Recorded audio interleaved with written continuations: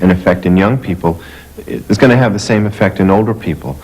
We also know that there may be some inevitable loss in muscle mass as we grow older, but the fact is that what muscle is remaining is as responsive at age 90 as it is at age 20. So you can make 90-year-old muscles bigger.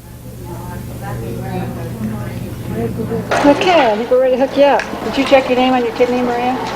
I've been working with dialysis patients where we had patients exercising during dialysis treatment using stationary bikes. And little ladies who had never exercised before would tell me that they had stronger legs even within 3 or 4 weeks of starting exercise. And I would kind of tell them that, no, that's probably not true. You know, you've only been exercising for 3 or 4 weeks. You're only exercising 10 or 15 minutes on the bike. And I heard it so often that I was thrilled to be able to be involved in a study where we took muscle biopsies and to look at the effects of the exercise training on the muscle fibers.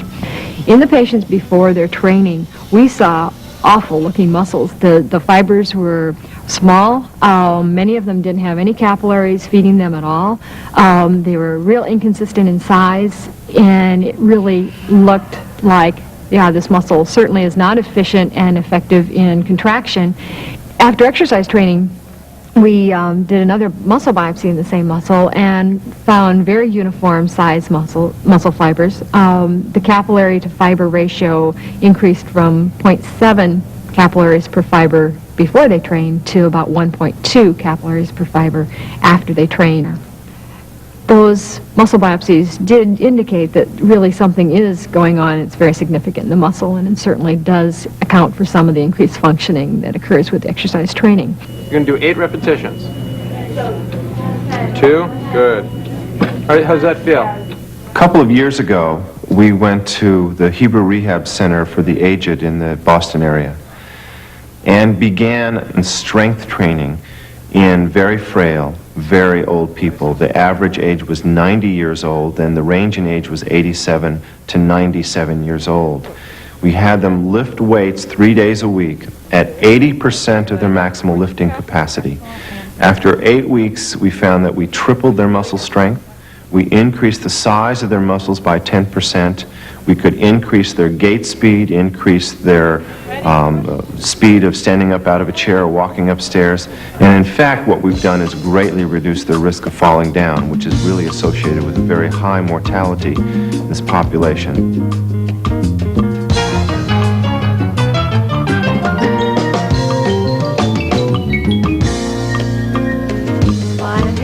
All the bones look good? Yeah, they look great. Women are more prone to developing osteoporosis, but men also develop osteoporosis, but probably at a later age. And the reason is they start off with more bone. So even if they lose bone at the same rate, they'll develop osteoporosis maybe 10 to 15 years later than a woman will. The sites that are most frequently fractured are those sites that are greatest in trabecular bone. We also know that trabecular bone turns over much more rapidly than cortical bone, so that the good news is you can make the greatest effect in the rate of loss of trabecular bone and do it much more rapidly than you can with cortical bone.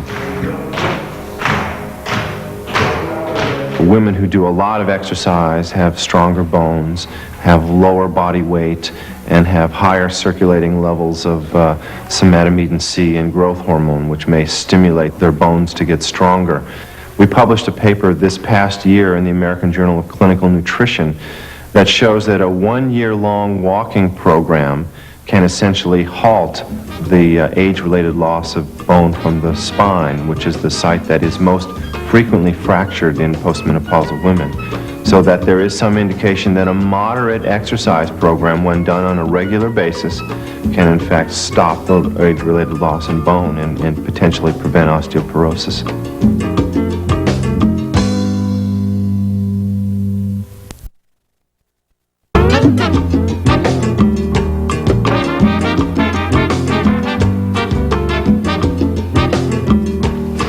Several epidemiologic studies have also documented a reduction in the risk of certain forms of cancer in people who lead a physically active lifestyle. In particular, they have noted a reduction in the risk of mortality from colon cancer in males and breast cancer as well as reproductive cancers in females.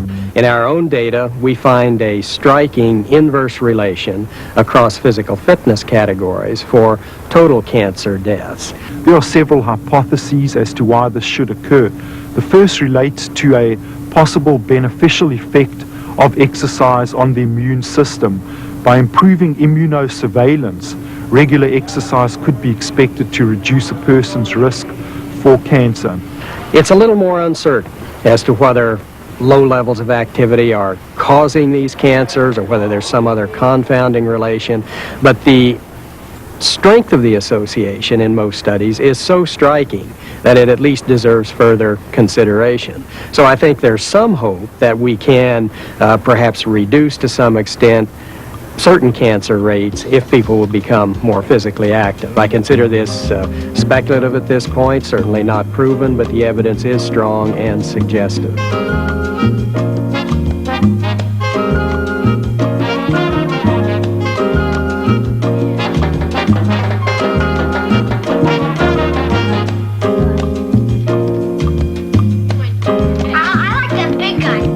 It appears that we're losing the battle right now as far as trying to keep children active.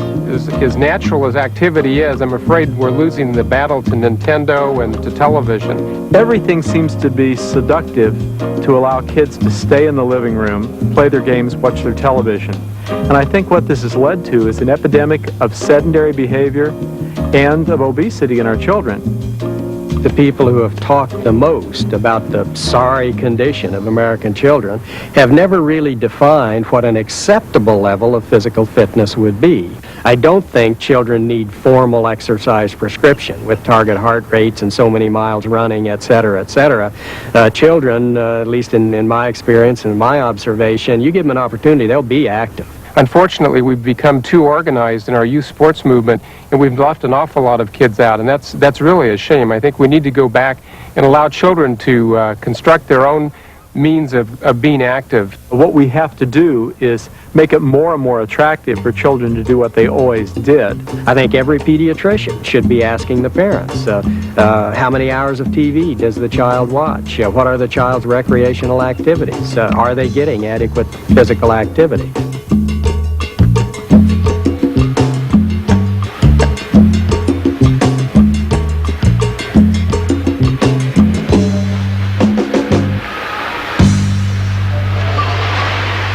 I think the greatest deterrent for physicians to prescribe exercise is looking in the mirror themselves, realizing they're under-exercised, and that they themselves have a hard time being enthusiastic about pushing something that they themselves know they need to do. I think a little bit of humility, a little bit of sharing the sense of struggle that sometimes physical activity requires might be very helpful to the patient and might make the physician a very effective and credible counselor. No gummy bear arms, no gummy arms. I want full extension, full press, good form. Less than 10% of adult Americans are exercising at the level recommended by the Surgeon General of the United States or recommended by the American College of Sports Medicine. And again, there's the 20 or 25% that are essentially totally sedentary and are quite unfit. So we still have a long way to go. The suggestion that patients be physically active coming from a physician takes on the role of a prescription. But it's not a prescription that can just be handed out. It's a prescription that has to be gently suggested over time.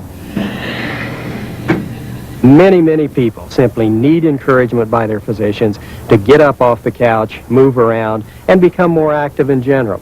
To help people recognize that there are measurable benefits to be gained, but they don't happen over a period of a day or a week, but they happen over a period of a month. Concentrate on getting your elbows together, not your hands. I think that we can prescribe exercise and be safe about prescribing exercise for the elderly, even without complete fitness evaluation, because really what we're saying is that moderate exercise can make a fairly substantial effect in the quality of their lives. You could ask your patients, how many hours of television do you watch? The typical adult American watches 2, 3, 4 hours of television each day. You might challenge them to try to walk during the commercials. I think that physicians need to be aware of the benefits of exercise. They need to be aware of how simple it is, in fact, to prescribe exercise. And they should be aware that if they do not prescribe exercise for their patients, then they are not practicing state-of-the-art medical care in many instances.